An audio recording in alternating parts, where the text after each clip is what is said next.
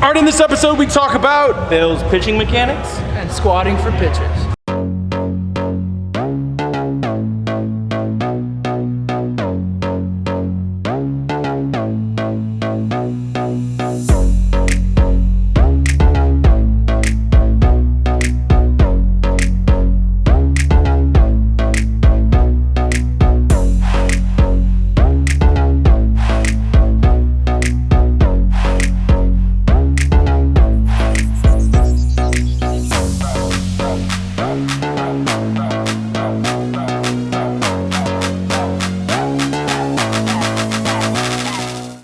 Porcio, Stephen Godani in the back, and Juan Espinosa, right? Did I say it right? Yep, you got it. Really bad at names. Here at the Top Velocity hashtag Pitch Tip Show, where you go to Twitter, Facebook, Instagram, at Top Velocity hashtag Pitch Tips, ask your question. Baseball tips too, we answer on the show. If you haven't looked at my 3X Velocity camps already, I do have 3X Velocity camps coming up, but also wanted to talk about, I'm coming to Long Beach, California, March 26th for a one-day clinic.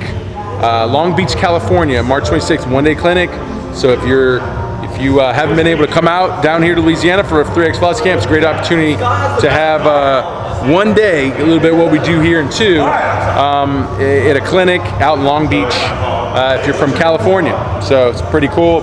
Also going to be coming to Houston for some seminars at some baseball academies. I'll talk more about it, but I'll be coming to Houston just for some basic seminars on February, I think 19th or something, but I'll talk more about that coming up. But hey, let's get into our show today. Been getting a lot of good questions.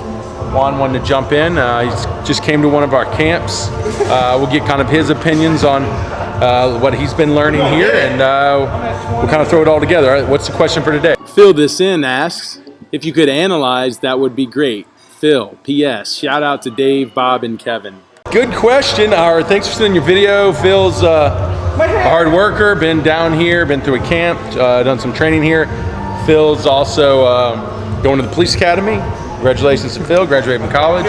But Phil, just looking at video that we'll be showing right here, you're just struggling to get into your lower half, get into loading the drive leg, specifically starting there. If we can't lower the hips into the drive leg, it's going to be hard to build a long explosive stride and really be able to build some leg power. So really loading into that back leg, exploding out of that back leg, and then that's what's going to help your hip shoulder separation, Phil, because I know with you're trying to get more dynamic, and it's going to start in the lower half. It's going to start where you're almost like deep squatting as you move forward and down the same rate and be able to blow out of those positions. I mean, calling you Mon, where that came from. You're not Hawaiian, right? Juan can attest to that. That's something that he's struggled with. He has a really good horizontal abduction. If you didn't look at his biomechanics or biometrics analysis, he has really good horizontal abduction.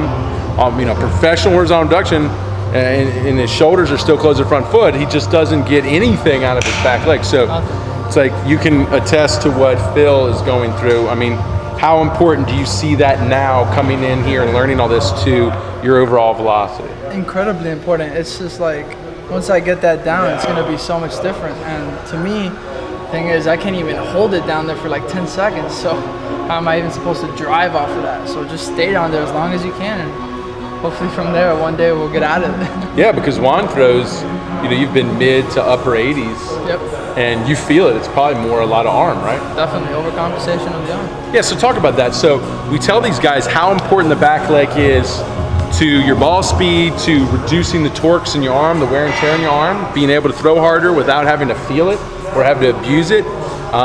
So you're someone who's been experiencing what that's like, and you see obviously in your video analysis the only thing you don't do well is your back leg. Yep. So talk about how hard it is to maximize speed into a 90-mile-an-hour range when you don't use your lower half that well.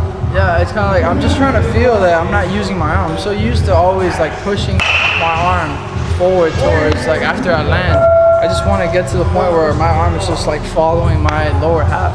Yeah, and it's exploding out of your hand. Yeah. It's not you're not having to force it, rip through it, right? It feels like it just blows out of your hand, right? Yeah. And so now you're obviously learning that lower half is going to have a lot to do with that, right? Cool. So anything you want to talk about with Phil? You know Phil, right? I don't think so. No. That's Phil came in with all the wild hair. Remember Phil? You weren't here then? No. And Phil, you must have came in before all these guys were here. All right, so what'd you think of Phil? I just got to get more dynamic. He looks like a pretty stocky, Beast. big guy. Yeah, he's a beast guy. Yeah, just move it faster, man. You already got the mass there. You just need to accelerate it faster and start getting some force behind the Yeah, ball. and get the lower half into it. Because you were also saying just recently you're feeling a little torques in your arm. It's because you're still not separating. Yeah, because If you're not separating, your arm's just overworked. well, it looked like he just wasn't using his lower half in it at all, and that's you got to get the lower half going to accelerate that, because you're not gonna do it just falling into front foot strike. You got to get the back leg drive driving you down the mound. Yeah, so Phil, a lot of the torsion throws, a lot of the sled drives, this is level 3 stuff you can already start using. Same time too, in all of your med throws, anytime you're in a full stride, get your butt down, kind of like in your squats, right? Get your butt as low as you can and try to drive in those more linear force vectors. Yep. Don't let yourself pop up and be tall, and get down and move close to the ground, right? All right, cool. Next question. Plan A asks, does squatting help you gain velocity, or can you train your legs without squatting and get results? Okay, good question. Meaning, like, is there an easier way to do this? Everybody wants to know the easier way. Can you get 90 without squatting? Yeah, I mean, if you were born to throw 90 and, you take whatever leg strength you have and that produces 90, you don't have to squat. But if you're not already throwing 90 and you can honestly look at yourself, look yourself in the mirror and be like, yeah, I'm probably not going to be more than 85. Genetically, I'm probably 85. Then yeah, you're going to have to squat, right? How else are you going to do it? And unless you're comfortable with 2 to 3, maybe 4, and just speeding up your arm, putting on some weighted balls, cranking up the torques, and hope your arm hangs on. If that is what you want to go, but no, if you want to do it this way, through a lower half, which reduces torques to the arm while increasing speeds, if you know how to separate, right? Then yeah, you gotta squat, man. Could you imagine building your legs where you want them to get without squatting? Yeah, and how would I even know my dorsiflexion is an issue if I'm not in a squat or in a full squat? Yeah, what you learned you had a really, really bad dorsiflexion. Right. But don't you see too, when you see Chapman and those Fernando Rodney and Sonny Gray sitting on that one leg while the other leg's floating in the air, they're squatting on one leg, their body weight as it's moving that way. Don't you see that as pretty impressive, that if you can't do that naturally, you're gonna have to squat to do that? And it's 2 times your body weight, right? So you gotta Well, we believe that you need at least 2 times your body weight, but in that position, the forces that come out of the leg have been shown to be about close to 2 times your body weight, but front foot strike is over 2 times your body weight. And that's in force production, not just holding the load.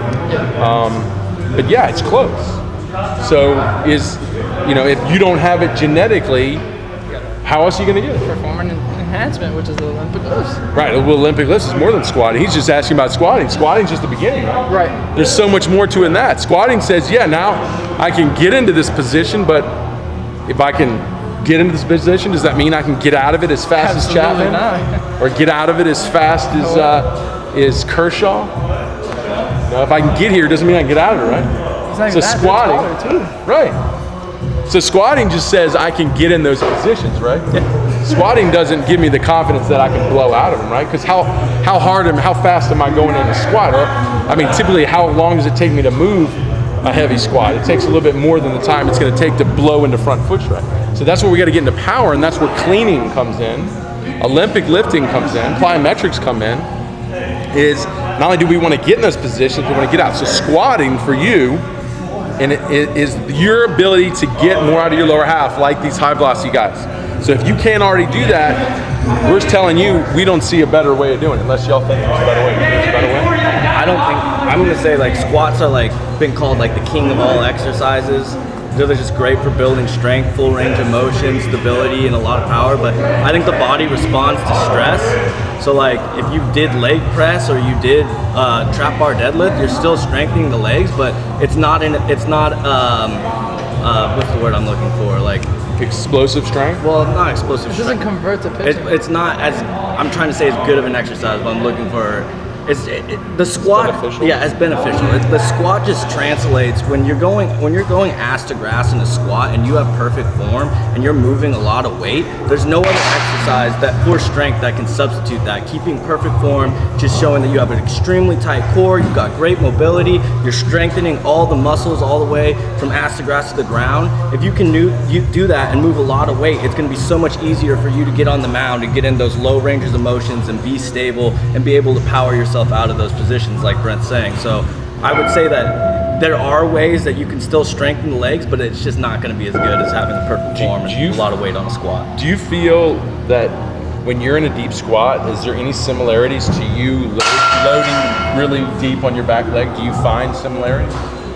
I mean, I find similarities when I transfer to the drills, when I'm getting into my low ranges, and when I lift my leg up, like especially after a few days after a good squat day where I started to recover from the squats, I'll feel that I'm a lot more stable and I'm a lot more powerful through those movements. So like there'll be times, especially when we're working on more speed and explosion, where I'm kind of missing some of the strength, where I'll lift up and kind of fall off balance. But the days where I'd recovered from a really good squat days, I'll come in and everything will be stable. I'll lift, everything will remain, boom, and I can power myself out of the position. So I think it's huge for the stability and the power aspect of it. How about you? Do you find, I mean, how long you been squatting?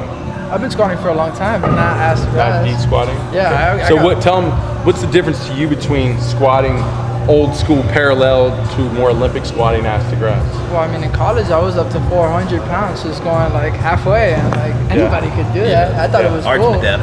Yeah. But it doesn't address the dorsiflexion, which is so important on the mound to be able to get into those deep positions and extend your ankle, drive through your ankle. It doesn't address a lot of the issues. I feel like the squat is the best exercise to see people's mobility issues. Well, if you really want to do it, it's an overhead squat.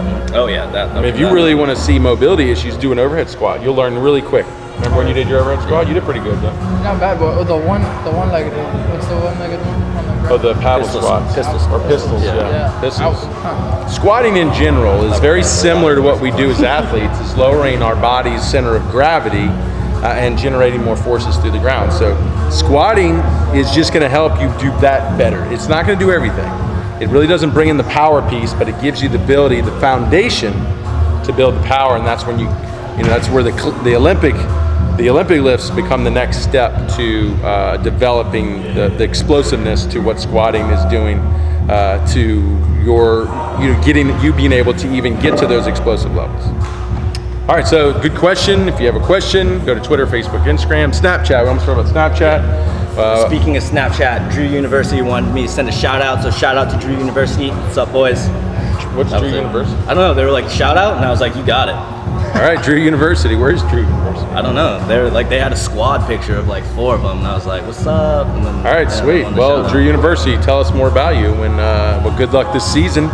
But Snapchat it up, get us, ask your questions there. I just learned you can save questions, or they can ask something, I can save it. We're learning things every day. Right. Man. So now we can actually probably use it just for a place to post your questions, because Twitter, I'm a little pissed because my Twitter history, it limits my Twitter history. Yeah. Really? So I lose all my questions. So I'm like having to search through my emails to find those questions. So if your question got lost, probably did because of my Twitter history went crazy when we had all the Twitter wars that just went off. That was weird. I don't know how that started. But all these Twitter wars just killed all of those questions. So if I miss your question, please post it again or go to Snapchat and post it there. Awesome. Thanks for watching the show. Hey, I told you I'm going to be in Long Beach, March 26th. If you don't want to make the trip to Louisiana, it's a great way to work through 3X programs. See you on the next episode. Yeah. Hold on, we them boys. Hold on, we them boys.